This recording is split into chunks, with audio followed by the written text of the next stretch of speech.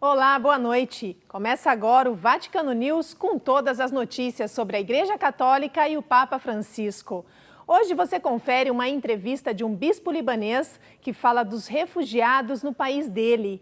Tem também a participação do Vaticano num evento sobre pesca ilegal.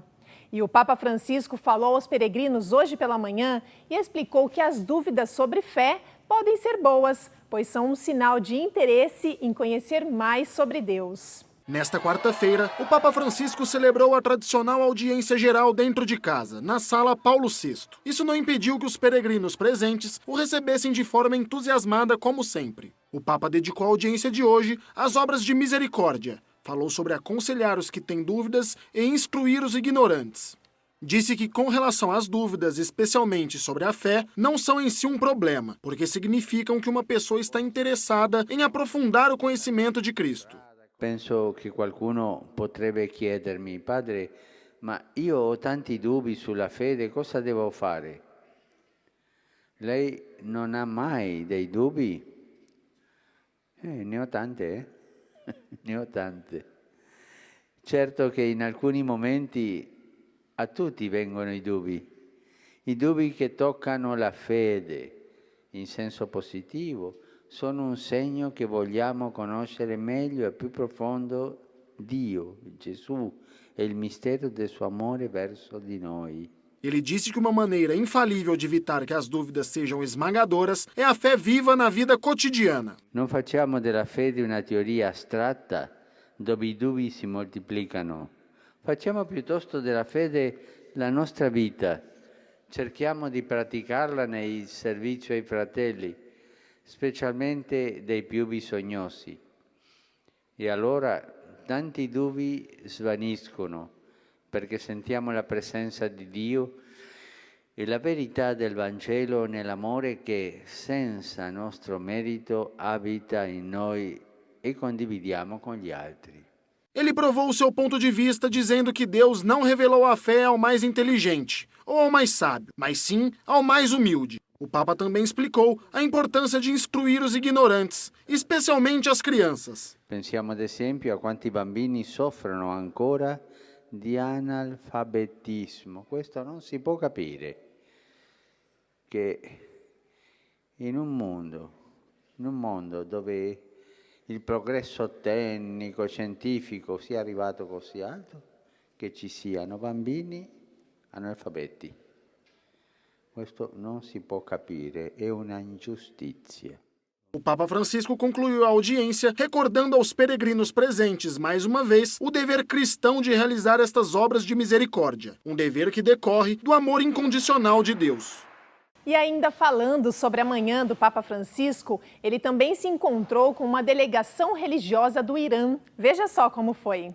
Poucos minutos antes da audiência geral, o Papa Francisco se encontrou com uma delegação religiosa iraniana da Organização de Cultura e Relações Islâmicas. Eles são participantes de uma conferência organizada pelo Vaticano sobre o extremismo e a violência realizada em nome da fé.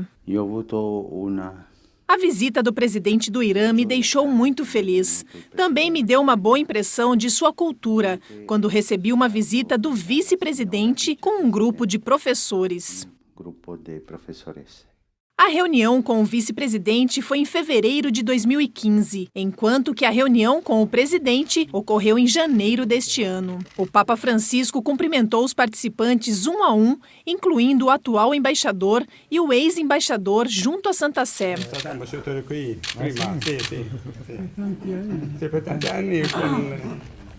Veramente piacere. Si sente un po' a casa lei.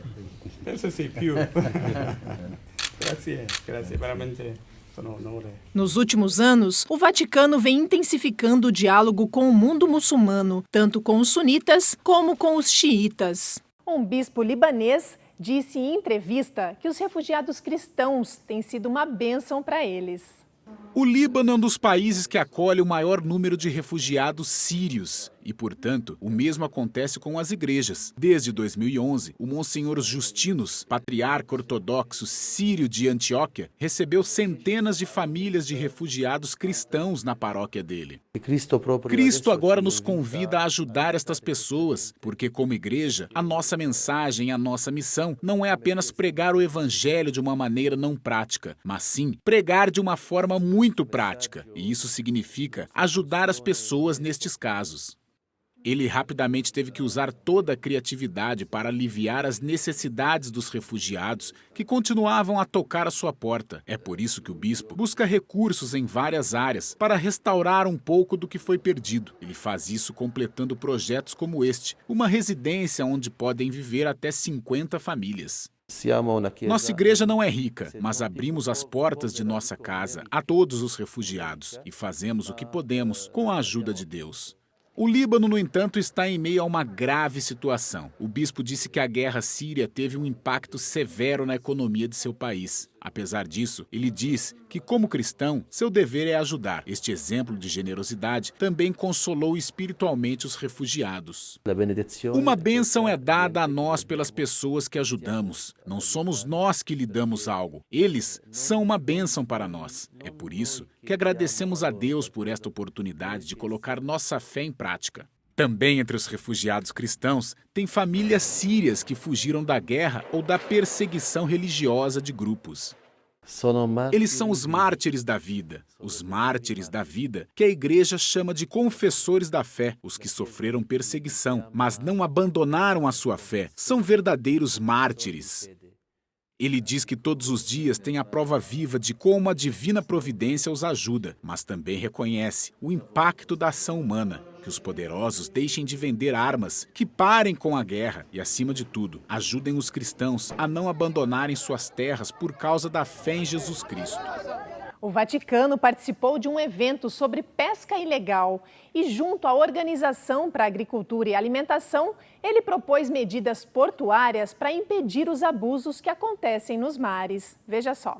O Vaticano e a Organização para a Agricultura e Alimentação, a FAO, denunciaram os abusos ocorridos no mundo da pesca ilegal durante uma reunião organizada pelo Dia Mundial da Pesca.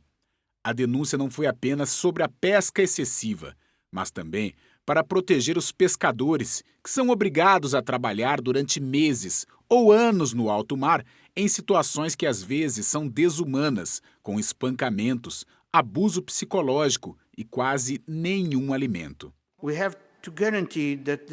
Temos que garantir que os frutos do mar que chegam aos nossos pratos tenham sido produzidos não apenas de maneira ambientalmente sustentável, mas também de forma a apoiar o bem-estar socioeconômico daqueles que colhem e processam. Devemos fazer isso concentrando-nos em 3 objetivos fundamentais: a ajuda aos pescadores explorados e degradados, de modo a facilitar a sua reabilitação e reintegração, o cumprimento das regras internacionais existentes em matéria de pesca pelos estados e governos e, especificamente, a luta contra o tráfico e o contrabando através de meios, incluindo medidas coercivas para impor o Estado de Direito e os direitos humanos. Using means, including coercive measures, to impose the rule of law and human rights standards. A boa notícia é que uma convenção internacional tem lugar este mês para garantir que os pescadores têm condições seguras de trabalho e cuidados de saúde, contratos de trabalho e segurança social. Acima de tudo, a FAO e o Vaticano pediram a utilização do Acordo sobre Medidas do Estado do Porto. O arranque permitirá o controle das embarcações para que não possam descarregar livremente as capturas ilegais. Será um golpe contra a pesca ilegal, que muitas vezes envolve o uso de trabalhadores clandestinos, que são praticamente escravizados. O Vaticano News fica por aqui, mas a gente tem um novo encontro amanhã, às 10h55 da noite. Uma boa noite para você e até lá!